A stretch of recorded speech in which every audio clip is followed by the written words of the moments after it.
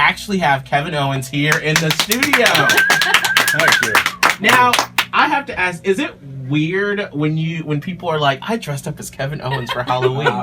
It's not, because I feel like I'm a pretty attainable Halloween costume, because I wrestle in basketball shorts essentially and a cut-off T-shirt. Yeah. So there's no elaborate, scheme to get a costume that looks like my wrestling gear, and I feel like it's not you don't have to be in great shape to pull it off. So I think that appeals to a lot of people. And you got a KO shirt there. I can help but notice. I appreciate that. I wrapped up my hands. I had a title belt and everything. Thing, I went to the 10s on this one. We actually have a picture here, Kevin, that you can see. That is producer Jared is you. Props for the having the Intercontinental title replica. Right. Because I had on Halloween, it was getting out of control how many people were sending me pictures of themselves dressed up as me, but really? A lot of people didn't pay attention to detail. They wouldn't have taped their wrists, for example, or they didn't have boots, like high enough boots, or they had the wrong title replica. Right. Which, hey, if you're gonna do it, you gotta do it right. You gotta do it right. That's the whole thing. So I would, on Twitter, I don't like to, spam everybody's timeline with retweets. Right. There's enough professional wrestlers who retweet every single compliment they get. So I'm not one of those. Right. But I'll throw a little favorite here and there. Okay. And I would only favorite the people that have done it right. Nice. I appreciate the flattery of dressing up as me, but if you didn't go all out and didn't commit to it, no favorite. Bye. So how does someone like producer Jared get a reply on Twitter from Kevin Owens? So I feel like I have one of the strongest Twitter game, if you want to put it, in WWE. Is your Twitter game on fleek? I would never say that. I would never use that expression. I almost feel bad about saying that I have strong Twitter game. Let's not even throw that weird word out there. Right. But a lot of people complain that I mostly reply to people who send me negative tweets. Right. Like a lot of people say, why don't you ever answer your fans? Mm-hmm. Look, the thing is, I like Twitter to be entertaining. It's way more entertaining for me to just destroy someone who's trying to be cute with me than, to say, thank you, I appreciate your support. Because I really do. I appreciate everyone's support, and I read most of the tweets. Mm-hmm. But I'm not going to retweet somebody saying how good I am. I'm not going to necessarily answer to somebody who's telling me they enjoy my work. Not because I don't appreciate it, just because, there's only so many hours in a day. Twitter, it gets pretty crazy when you're a WWE superstar. And I feel like Twitter is a source of entertainment, and people get a kick out of me. It makes sense. Shutting down trolls, if you want to call them that. Yes. And what's been your most epic Twitter fight blow up? A couple months ago, Melissa Joan Hart, for some reason. What? Yes. Melissa Joan Hart? I know. Yeah. Wait, Sabrina the Teenage Witch? Clarissa explains it all. What did she say? She said I was lazy as a wrestler. Oh. So I promptly. I forget what my first answer was. Mm-hmm. It was pretty good, though. I know that. And then I blocked her. Yeah. Which is a lovely, just my hobby almost at this point, blocking people. And I just blocked Sabrina the Teenage Witch. And it took off. Like, fans started blocking her. Fans started telling her. Some people were very mean, which I don't condone, but some fans told her, you literally don't know what you're talking about. Wow. And guess what? She literally doesn't know what she's talking about. And, Clarissa does not know it all. No, she can't. She does not, in fact, know it all. She knows very little, it seems.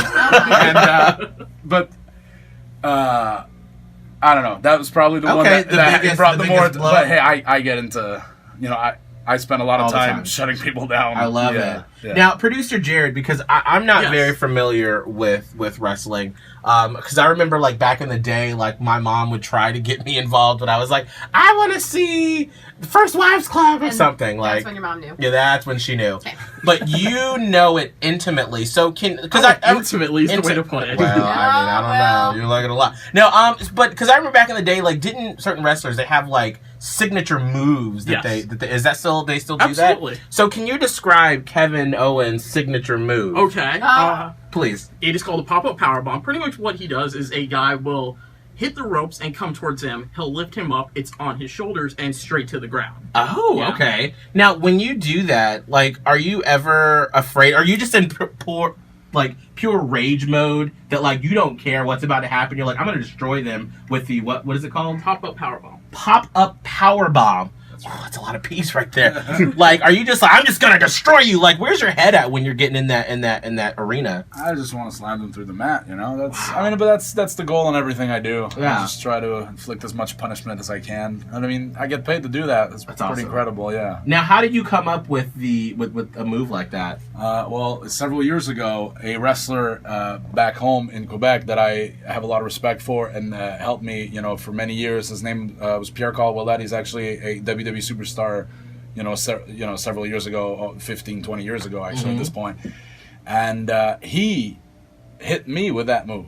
Really? And it rocked my world. And I was Wow. like, that is a good move. I think I'm going to steal it. And I did. It's the highest form of flattery. And it works out, yes. That's awesome. That's awesome. Well, so you can see that tonight, and I'm sure producer Jared, you'll be there tonight. I will not, unfortunately. I'm filling in for DJ Eakin tonight. So I had to give my tickets back. Oh. Yeah. Oh. Can you do... Well, I Whoever gets their tickets has to wear Kevin Owens shirts. So can you put that as a... Absolutely. Okay. That's true. That's true. Because I feel like now my support just went Oh, dwindling. no. Oh, the Kevin Dwindling Owens there. section will be there tonight. All right. Oh wait, do you? Because back in the day they used to have like arch nemesis on wrestling. Do you have like an arch nemesis that like? I have like 10.